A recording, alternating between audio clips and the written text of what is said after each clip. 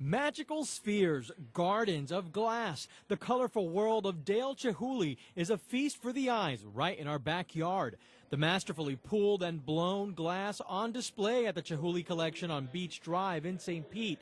It's part of the Maureen Arts Center.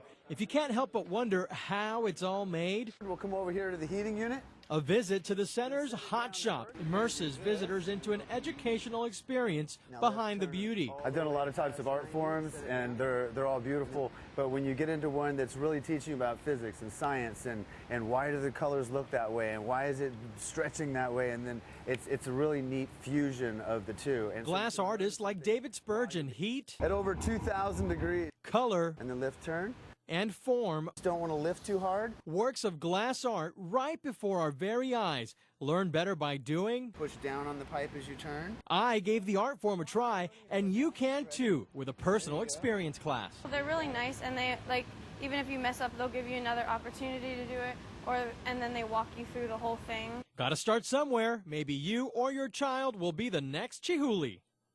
It is one of the most historic slivers of Tampa Bay. And today, we're going to go looking for sponges and hopefully sight some dolphins. It's historic. It's like stepping back in time from sponge diving demonstrators and throwback dive suits. Show people how we used to do it back in the old days. To the Spongerama Museum with untouched relics encased in what look like time capsules and fully operational sponge boats that line the waterways. We never know when they're coming in, because they're gone from 2 weeks to a month and a half at a time. Tarpon Springs history buff and friendly local Heather Bennett shows me and my girls there's lots to do in the town famous for sponges. I mean Hollywood famous. The old Robert Wagner Beneath the 12-Mile Reef, filmed in the heart of Tarpon, is proof that not much has changed. Other than the gear, it's still done exactly the same way. They will go down and fill their nets up. It's the real deal. It is the real deal. And you can get them straight off the boat. They're already that clean. Next, we boarded a dolphin sightseeing boat and saw plenty of dolphin. I got the big olive. And collected tons of shells on Anclote Key Island. After our hour and 45-minute boat tour, we still had plenty of money in our budget to shop for sponges of all shapes and sizes. In Tarpon Springs, Gail Guayardo, News Channel 8. Got a library, got listening center. Teachers believe the most successful young students are the ones constantly learning in and out of the classroom. Mom or dad wants to be successful and be a good teacher of their child. They don't always have the resources. If I say dog, that's where Ready Rosie comes in. The Early Learning Coalition of Hillsborough County is offering the new online program to parents for free. Instead of directing kids all the time, we're engaging kids, and we're doing things that they think is so much fun. The owner of the Kids Clubhouse in Tampa, Cynthia Rodriguez, shows us how it works. The parent is able to choose from English, Spanish. Each day you'll get a short video giving you an idea of how to turn an everyday situation into a teachable moment. They can go on and practice these activities in a grocery store, sitting down in a line, waiting for a car to be repaired. The daily lessons focus on vocabulary, math, and problem solving. It takes the guesswork out of the learning process for parents. People are too busy today to be reading instructions about what to do with their kids. They see something for a minute and a half and they say, I can do that. In Tampa, Melissa Beckman, News Channel 8. Whether it's the first day of preschool at the Kids Club in Tampa, really you just have to have a lot of patience, or the first day of classes at USF, starting school can sometimes seem scary. Nerves, a little bit of anxiety, difficulty sleeping, maybe some tears. All completely normal, according to the director of USF's Counseling Center, both for students and their parents. This is also a transition for them. That transition is often harder on parents than preschoolers. They live in a world of adaptation. And for parents of new college students, it can be just as tough to say goodbye. Well, what does this mean for me? Are we going to be connected? How can I still parent if my student isn't here? During freshman orientation, parents and students are encouraged to have a conversation about expectations before they leave home. Students are also pushed to get involved on campus as soon as they arrive. It's the connections. If you feel connected where you are, you feel safe, you feel comfortable, you're more likely to succeed. And the best advice from counselors, just give it time.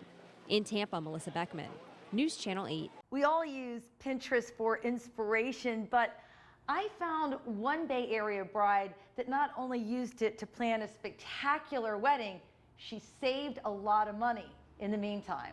You, Kevin, and you, Jessica. A fairy tale event in Tampa catches the eye and front page of the ultimate wedding blog, Style Me Pretty.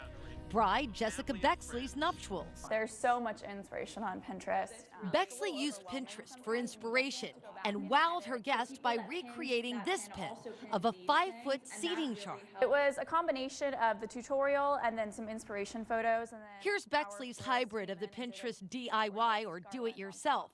A calligrapher was too expensive, so she used an online app, printed it out at a Staples, and Velcroed it onto a stained board. It looked like something that's, I had bought or paid a lot of money for. To see what they've been pinning so far gives us an idea of their vision.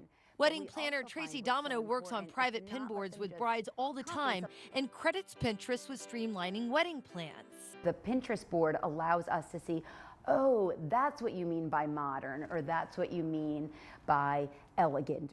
Domino encourages brides to try do-it-yourself wedding ideas to save money, but warns you need to be confident in your craft skills. If you have to go to make 3 trips to Michael's to buy the same things over and over again, because and could cost you more in the long run, but not in this case. The seating chart and other Pinterest-inspired ideas made this a dream wedding. Happy pinning, Gail Guayardo, News Channel 8. When most people go to the theater, all they look forward to is having that big bag of popcorn with their movie. But at the Tampa Theater, there is so much more to see. Just look around. Opening in 1926, the Tampa Theater's decor is certainly breathtaking. You get to see even more when you take a 90-minute balcony to backstage tour. For 11-year-olds, well, it's hard to miss those statues. Everybody was just talking about, oh my gosh, those creepy naked statues of those creepy guys on the walls. Yeah, it was pretty hilarious. Not to mention, there are ghost stories. It's haunted. You hear voices. Doors open on their own. It's very haunted. Whether it's real or movie magic, there's a lot to see and learn about the history of movie theaters. It shows kids what movie theaters and theaters in general were like before they had like AMC and all those ones. Tampa Theater still uses its organ and some of the controls behind the stage. They don't make them like this anymore, and there's a reason. They were actually built by the studios. So we were built as a Paramount theater. And you only needed one screen because you were only showing the movies that Paramount was releasing. You can come for a movie night or take the tour. That costs $7.50 for adults. Children get in for $5. A family of 4 can visit for just $25. There are so many nooks and crannies, so much to see. And you know what? Once you visit here, you'll never forget your trip because this is so unlike any other movie theater. In Tampa, Lindsay Mastis, News Channel 8. Whatever this height is. She's a DIY enthusiast and power tool junkie. Tampa mom Laura Glover turns discarded construction site scrap wood into works of art. Under the dirt, under the concrete, whatever is on it, it's like, wow, this is actually really pretty wood. And on her Pinterest site, Burlap and Boards, Glover is showing kids how to recycle wood into usable art, like this tic-tac-toe board. Cut wood into square, small playing pieces. Sand the wood, stain it. Slightly go back and forth. Then draw in your game lines and gloss. This is just one of many projects that transforms junk wood. And with wood, it's kind of limitless with what you can do. And after you're done creating your art, you can actually use it for a good old-fashioned game of tic-tac-toe. In Tampa, I'm Gail Guayardo, News Channel 8.